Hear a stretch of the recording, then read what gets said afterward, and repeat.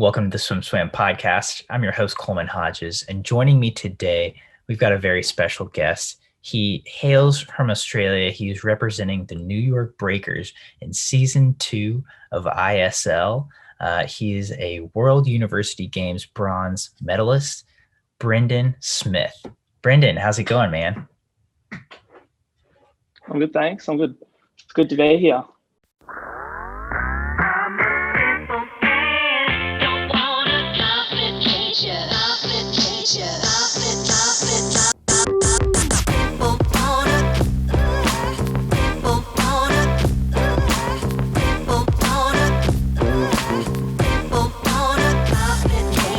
Yeah, I'm excited to get you onto the podcast to chat swimming, to nerd it up with you.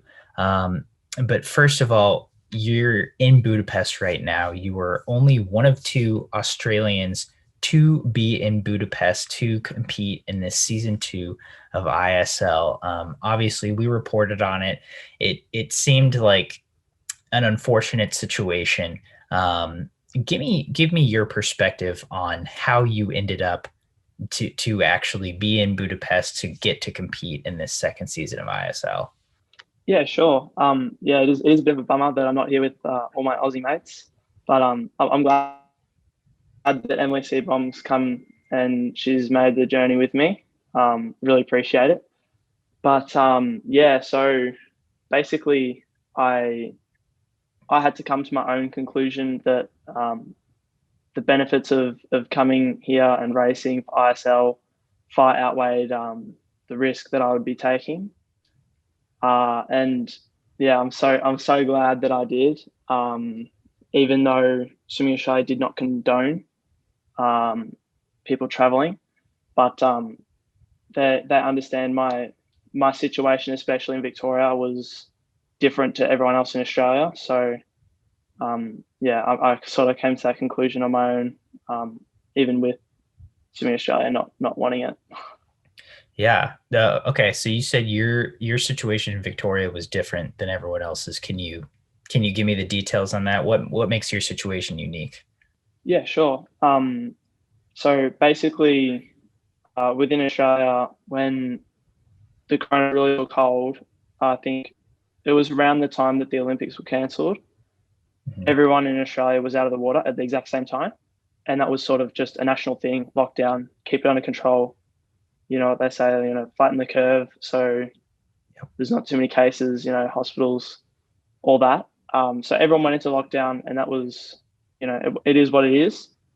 Everyone had to deal with it. But then when, cases got under control and things started to go back to normal, other states started to open up. We were the last, I believe. Okay. And then we sort of got hit with a second wave, which was pretty brutal. None of the other states really did. And we were back into lockdown. Okay. We were fortunate enough to have been able to swim throughout that whole second wave. But there was a lot of uncertainty. It was like, is this session the last session? For a good month. And that took a toll on me, pretty significantly. So when, we were told the ISL was going ahead and that was all good, it was something that it was concrete and that I could really work towards. So I had to follow through with that. And we're obviously not able to compete, I think, until January next year in Victoria. Mm-hmm. So we weren't able to go to nationals, interstate or anything. We're still locked down, which is hard because I'm a racer. I love to race, which is why I like ISL so much, because it's just a dogfight between the different clubs. So it's awesome. But yeah. So yeah, what I'm hearing is that while everyone else was kind of like, okay, we can start swimming again, we can start maybe even competing it again, your state is just like, nope, complete lockdown, which is hard. Yeah, that's a tough situation. Yeah, pretty much. Yeah. Yeah. So I'm wondering, I know we reported a little on this. Obviously Swimming Australia, you said Swimming Australia didn't condone it, but did that financially, did that affect you at all? Did you have funding cut because of your decision to go to ISL, or was Swimming Australia kind of like, we don't like this, but do what you want? Yeah, so I actually Swimming Australia, sort of at the start of the year, have been going through like financially, it's been difficult for everyone, Mhm. across the world. But they unfortunately had to, uh, cut some people from funding, and this was nothing to do with ISL. Okay. So my funding was cut last year. So I don't know if the people that were still being funded would have had that cut if they went to ISL. I don't know. Gotcha. But for me, I had a sanction that when I decided to go, that I would have my uh, camps and competition funding cut, Hmm. but it would be given back to me when I'm able to train. So when I come back to train after ISL, it would all be given back. So for me, there was really no. If I'm able to come back fit enough to train, then there's no downside to that. But I'm not sure on anyone else's individual Yeah. case with because Yeah. funding's different for different people. But yeah, for my case, it was that. That's how it was.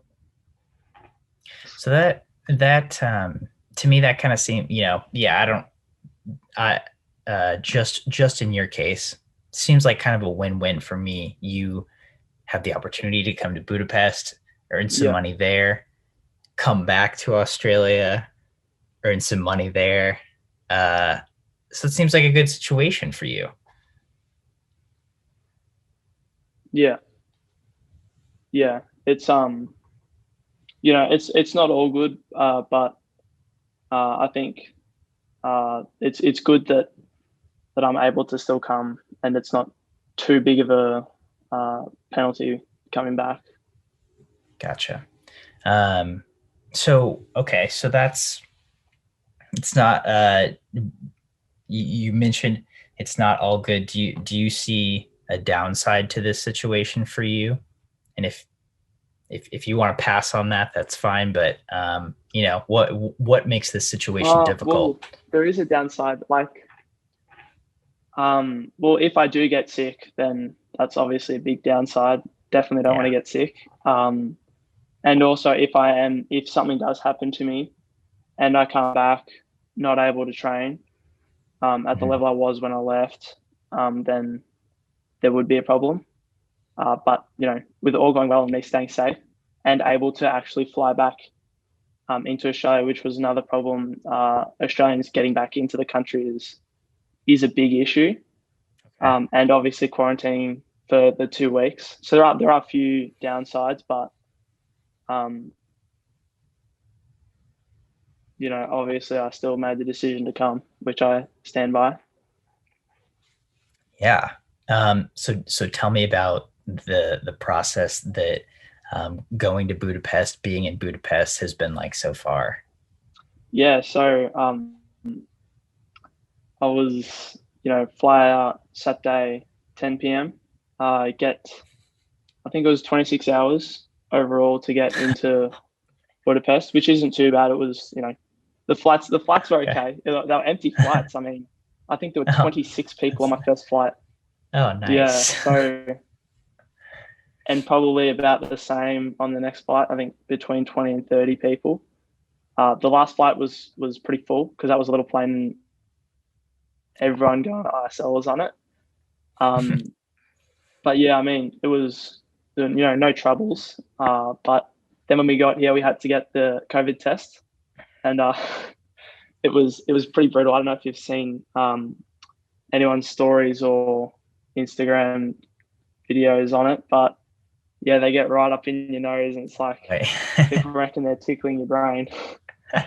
But yeah, we had that. Then we had to quarantine. I think when we flew in, we were in about 5 o'clock, and we were in a hotel until about midday the next day. So it was only about a 12-hour quarantine from when we actually got back into our rooms, which is pretty good. But yeah, then the next day was pretty cruisy, and I think yesterday was our first day in the water. So getting back in the water feels good. Because we're racing on Friday, I think. So get Yeah. excited for that. Tell me about that first day in the water, as well as what you're expecting from that first competition day that's coming up very soon. Yeah, so the first day, or the first session was a bit shaky, still feeling pretty lethargic and pretty heavy from the flight.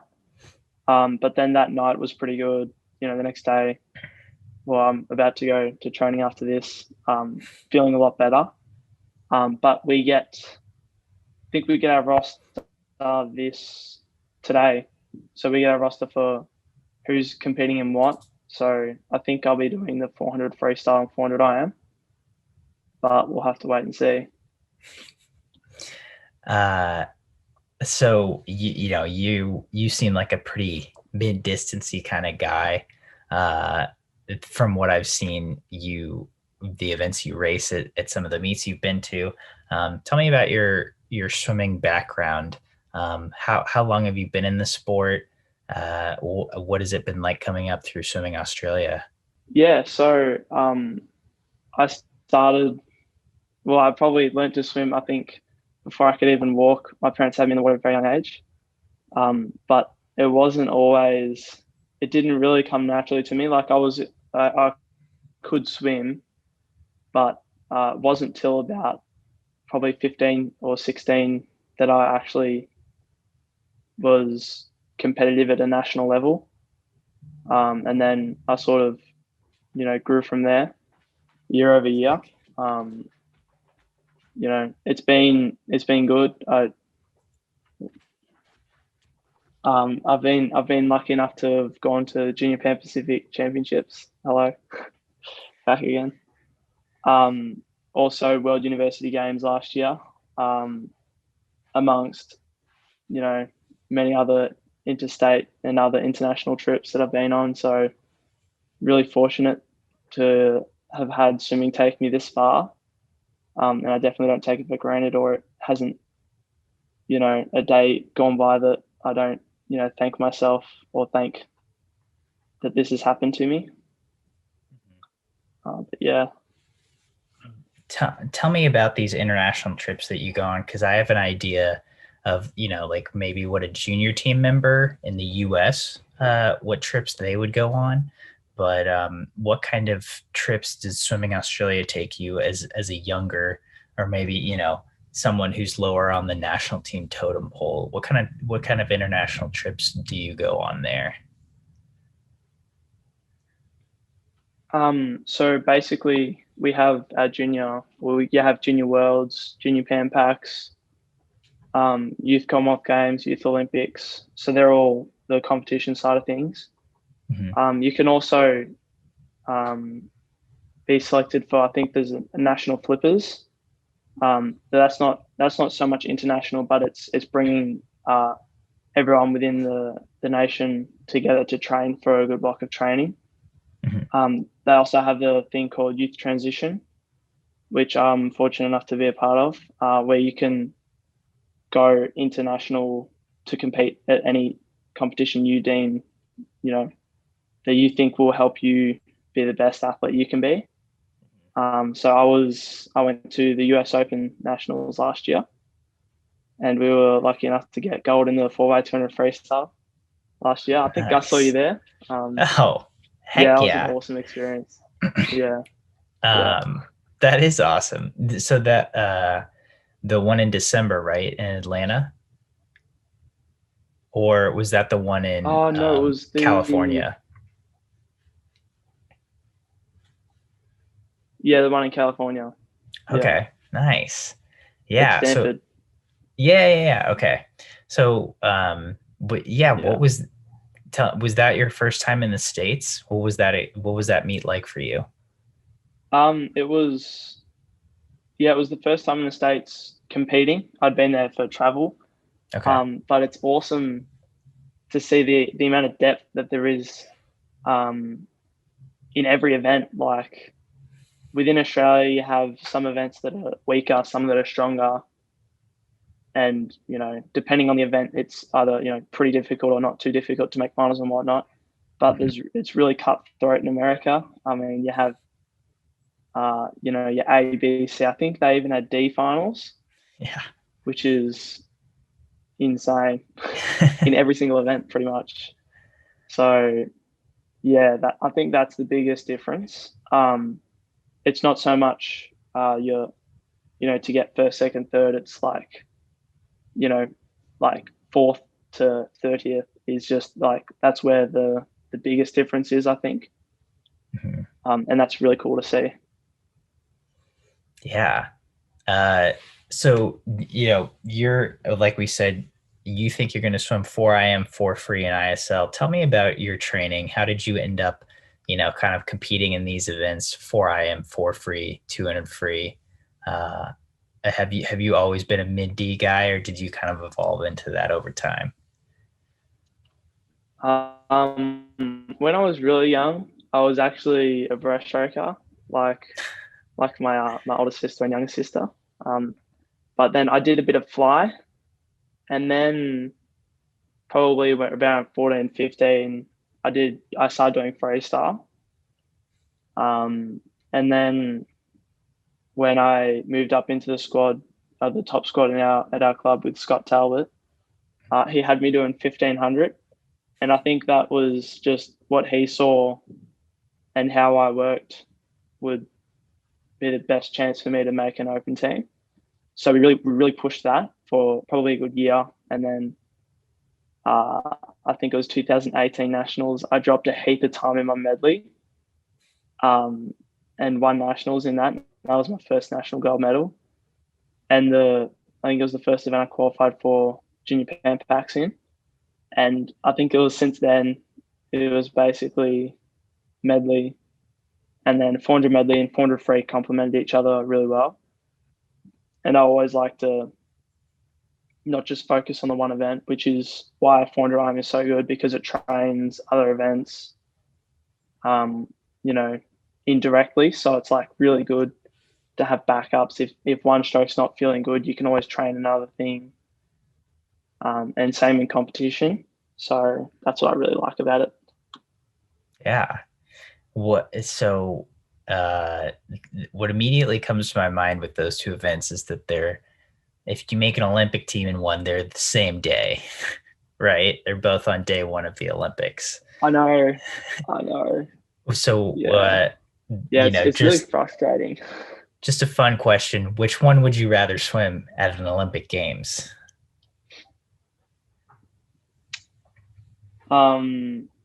Well, the event that I am going for is 400 IM, only because that 400 free, which you'd probably know, the 400 free in Australia, that's going to be a hot event. I would love to be a part of it. Really, really, really upset that I can't throw my name in there. But I think at World Championships, they're opposite ends of the meet, which is good. I hope it was like that for the Olympics, but it's not. So the 400 IM is probably definitely my better one within Australia, but internationally, I think they would actually be quite similar. So, browsing your Instagram earlier, I see that you've gotten the chance to train with some of Australia's best. You had a picture with the likes of Clyde Lewis, Mac Horton. Tell me about getting in some good kilometers with those guys. Yeah, so I think that was from it's a 200 free event camp. That was in 2019. Okay. I think that's the picture you're referring to, but that was awesome. That was the first time I got to train with most of those guys, and coaches as well.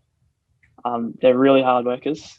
Definitely, it's different to when you're at home, because you only have maybe 1 to 2 other people that you can train, those sort of sessions with, because there's usually not too much depth within a squad. But when you all come together, the best from Australia, it's super competitive. Um, and yeah, I really love that kind of environment. I love racing, so I really thrived off that week. Yeah.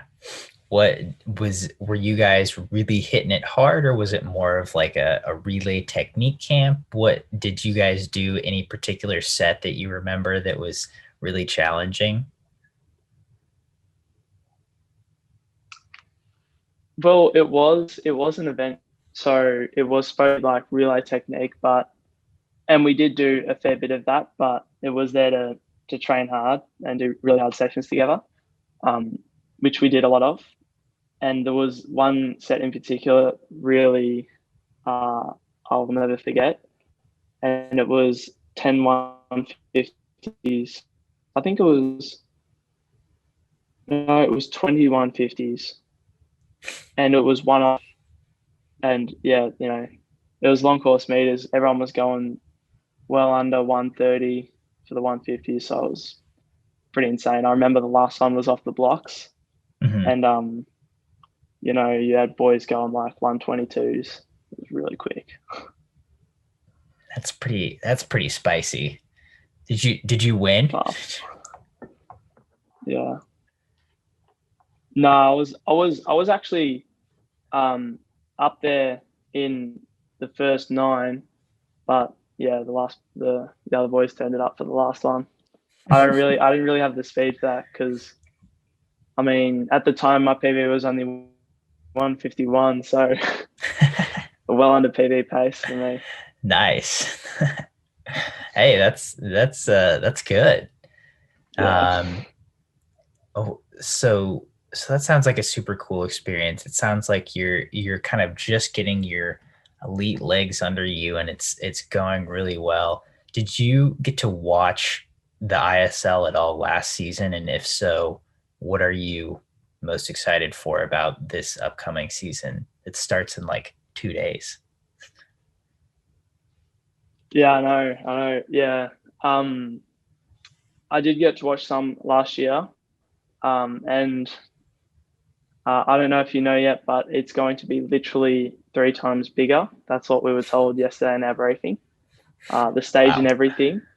Okay. So yeah, really get around it. I did watch some events last year, and it's really good to watch on TV. Um, Definitely the most entertaining swimming event you'll ever see on TV. So I'm really really excited to be a part of it. Yeah. Um, all right. So Brendon, before we sign off here, before I let you get back to training, um, so last oh wow. So last question for you. Um, in all your times, and so actually, sorry, I had this one. What you're in? You said you're in Victoria. What brought you there? Are you just from there and you've stayed there for a while? Have you ever considered going to a club with more elite swimmers, like you had mentioned earlier? Um, well, I was actually born in New South Wales, but when my oldest sister, who doesn't swim anymore, she was starting school, and it was always my parents' plan to have her start school in Victoria. So that's where my dad's from, and that's where you know we're always planning on living. So we've lived at the same house, same place since I was 6 months old. Never really considered moving. We all went through the same club, Nuttawading, because my dad was from Nuttawading as well. He's from Nuttawading, so I've been there my whole life. Our whole Nice. family's been there. They are a very big club, and they do have a lot of elite swimmers. It's just, um, you know, it's not really in my plan to move from there. I'm really happy where I am. We've got amazing group of athletes that I think will go really far. We're only young. I think everyone in our group is going to be very very good in the years to come. So I'm happy to be a part of it. That's awesome. Congratulations. So my last question for you is, being in the ISL, obviously you're racing back to back to back to back. Have you ever been in a racing situation like that? You've been telling me you're a racer. You thrive when it's come time to race. Have you ever been in a situation like this where you just have a ton of racing, and what are you kind of expecting out of that in this ISL season? I reckon my back to back to back racing experience really actually probably comes from life saving, which is another thing that I do and have done pretty much my whole life. I'm a member of the Half Moon Bay Surf Life Saving Club, and the events in life saving are really set out. They're just back to back to back. You don't have much time in between the events, and they're quite long and tough. So I think my grit comes from life saving, I would have to say. But yeah, really, really looking forward to racing with the New York Breakers. And we actually had a Funky Trunks sign officially today. I believe it was. There was a post that New York came out with that they're supporting New York Breakers. So I'm really happy because they're a sponsor of mine as well. And they're really awesome people. They're going to be supplying a heap of merch and stuff for all of our athletes, which I'm really thankful for. Yeah. Nice. Well, Brendon, thank you so much for taking some time out of your day to sit down and chat with me. It's been great getting to know you and to swim nerd it up for a little bit. And I'm super excited to see what this ISL season has in store for you. Yeah, likewise. Thank you so much for having me. I had an awesome time.